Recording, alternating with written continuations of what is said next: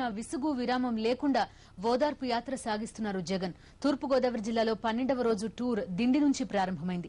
రాత్రి ఇక్కడి రిసార్ట్ లో బస చేసిన జగన్ తాటిపాక జంక్షన్ కు బయలుదేరి వచ్చారు. అక్కడి నుంచి వేగివారిపాలెం, కడలి, ములికిపల్లి జంక్షన్ మీదుగా ఓదార్పు యాత్ర సాగుతోంది. చివరకు అంతర్వేది మీదుగా పొదలాడ చేరుకుంటుంది.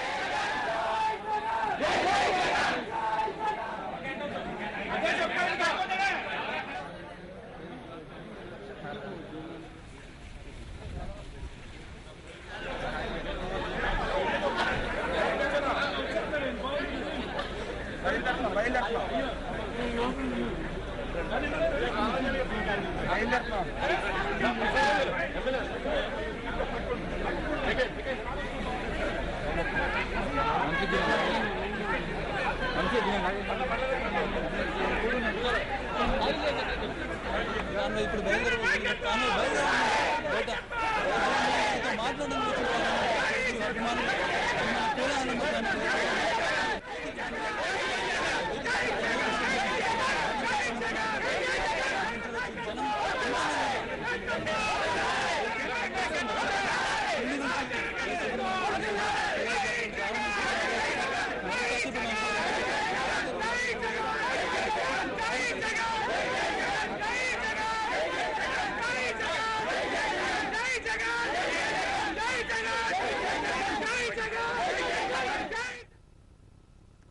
పూటకో జెండా మార్చి సీనియర్ నేత హరిరామ జోగయ్య జై జగన్ అన్నారు.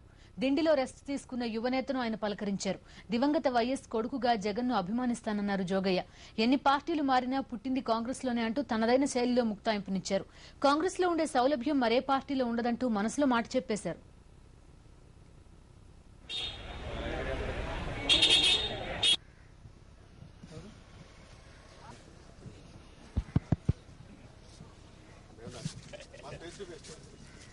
ఆయన ఇన్స్ట్రుమెంట్స్ లో మా పశ్చిమ గోదావరి జిల్లాకి పాలకొల్లు నియోజకవర్గానికి దగ్గరలోకి వచ్చి వాళ్ళు నైట్యాలు చేశారు. ఇక్కడ చించినాడు బ్రిడ్జి దాటితే మా నియోజకవర్గం యువతలేమో ఈ నైట్యాలు చేయటం వల్ల వచ్చి ఆయన ఒకసారి పలకరించి వెళ్తే బాగుంటుందనే ఉద్దేశంతో ఇక్కడ రావడం జరిగింది.